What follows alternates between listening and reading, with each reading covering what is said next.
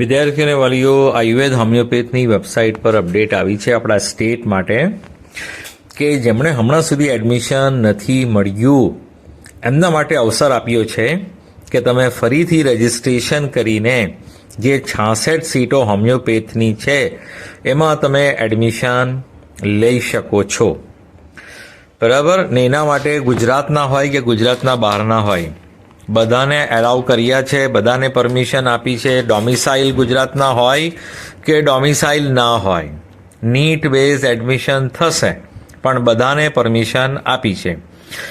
જો admission committee કહે છે 3 તારીખ આજથી તમે પિન પરચેસ કરી શકો છો, રજિસ્ટ્રેશન કરી શકો છો અને ડોક્યુમેન્ટ્સ અપલોડ કરવાના છે.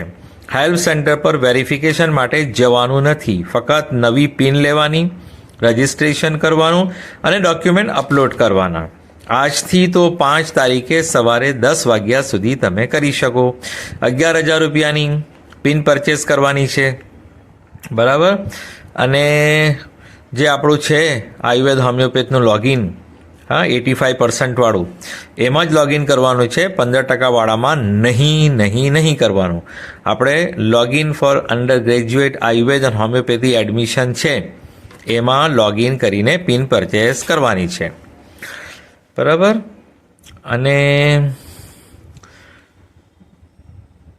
ચોઇસ ફિલિંગ પહેલે મેરિટ લિસ્ટ બનશે આની 5 તારીખે સવારે છે, તો તે પછી સ્ક્રુટિની થઈને સ્ક્રુટિની ના પણ કરે, ડોમિસાઇલ ખાલી એટલું સ્ક્રુટિની કરશે કે તમે નીટ ક્વોલિફાઈડ છો કે નહીં, 144ના ઉપર તમારો સ્કોર છે કે નહીં એટલું જોશે. બાકી નોન ડોમિસાઇલને પણ આમાં લીધા જ છે.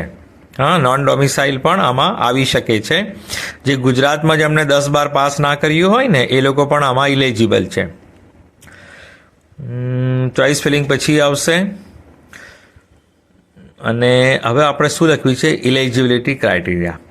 ઇલિજિબિલિટીમાં શું લખ્યું છે કે જે પણ નીટ ક્વોલિફાઈડ છે અને 12મું ધોરણ પાસ કર્યું છે સાયન્સ સ્ટ્રીમ એ ગ્રુપ, એ બી ગ્રુપ, તો બી ગ્રુપ અને એ બી ગ્રુપ બંને, એ ગ્રુપ નહીં, ફક્ત બી ગ્રુપ બાયોલોજીવાળા, ફ્રોમ એનીવેર ઇન ઇન્ડિયા, એટલે કે આખા ભારતમાં કોઈ પણ ઠેકાણાથી તમે પાસ કર્યું હોય ને 12મું ધોરણ, તમે ઇલિજિબલ છો. એટલે non domicile of Gujarat also eligible. Merit list appeared થશે નીટના સ્કોર પ્રમાણે અને જે 66 સીટ છે બરાબર એના પર એડમિશન થશે. અને કટ ઓફ જે છે 144 રહેશે, કેમ કે આ બધી જનરલ કેટેગરી માટે આ સીટો છે. કેટેગરીથી 144થી ઓછા સ્કોરવાળા આમાં ભાગ નહીં લઈ શકે. અને આનાથી એવું ખ્યાલ આવે છે કે હવે કંઈ કટ ઓફ ડાઉન થવાની શક્યતા દેખાતી જ નથી. છેલ્લે કંઈ થાય તો આમાં પણ સીટ બચે તો. બાકી હવે બધાને જ ઓપ્શન આપ્યું છે તો કદાચ 66 સીટ જે છે ને ફિલ થઈ જશે, કારણ કે ચોઇસ ફિલિંગનો અવસર આપશે. Students who have been allotted in previous round of All India Quota States Counseling are not eligible to participate in this round. જે લોકોને એડમિશન ઓલરેડી મળી ગયું છે, એમના હાથમાં કોઈ પણ સીટ છે, ઓલ ઇન્ડિયાથી હોય કે સ્ટેટથી હોય, એ લોકો પાર્ટિસિપેટ નહીં કરી શકે. અને જે AACCC નોટ ઇલિજિબલ કર્યા છે એ લોકો આમાં પાર્ટિસિપેટ નહીં કરી શકે.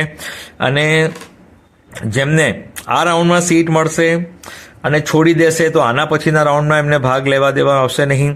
અને આ રાઉન્ડમાં મળશે અને કન્ફર્મ કરશે તો પણ એનાથી આગળના રાઉન્ડમાં પછી જો સીટ બચશે તો એમાં નહીં જઈ શકશે. અને આમાં જો સીટ ખાલી પડશે તો ફરી આનું બીજું રાઉન્ડ આવશે. બરાબર? તો તમારે ચોઇસ જે છે ને 66 જે સીટો છે એ તો કરવાની, પ્લસ બીજી કોઈ ચોઇસ તમને દેખાતી હોય તો કરી રાખવાની, કે પેલામાંથી કોઈ અહીંયા આવતી હોય તો પેલી 7 સીટ છે ને રીટો આપેલી છે એમાંથી કોઈ પાછું આવતું હોય તમને મળી જાય. એટલે આ 66 સીટ પ્લસ પેલી 7 સીટ એમાંથી તમે ચોઇસ કરી શકો છો, આયુર્વેદવાળી પણ, જો તમને ચોઇસનો ઓપ્શનમાં દેખાતી હોય તો. બાકી આ 66 માટે તો તમે ઇલિજિબલ છો જ. બરાબર?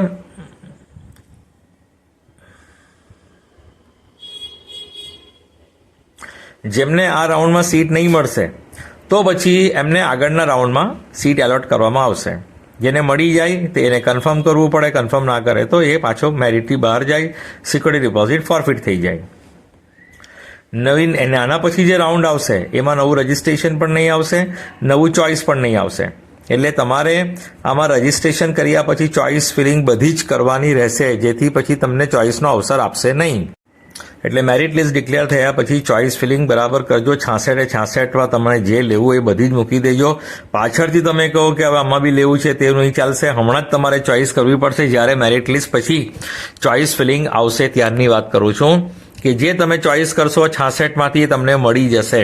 એ 66ની 66 કોલેજ એટલે કેટલી કોલેજ છે? 10 કોલેજ છે. આ 10 કોલેજની ચોઇસ કરશો એ તો મળવાની જ છે. તદ ઉપરાંત પેલી આયુર્વેદવાળી જે 6 કોલેજો છે એમાંથી પણ તમને કોઈ મળી શકતી હોય એ પણ ચોઇસ કરી રાખજો, જો આમાં ચોઇસમાં દેખાતી હોય તો. બરાબર, સમજી ગયા? એટલે હમણાં તમે બધા રજિસ્ટ્રેશન કરી શકો. જેને પણ સીટ એલોટ નથી થઈ ને એણે નવી પિન લેવાની, નવી પિન લઈને રજિસ્ટ્રેશન કરવાનું, તો નવી ચોઇસ તમને અવસર મળશે. એ મુજબ તમે એડમિશન તમને મળતું હશે તમારી ચોઇસ અનુસાર, મેરિટ અનુસાર, તો તમને મળી શકશે.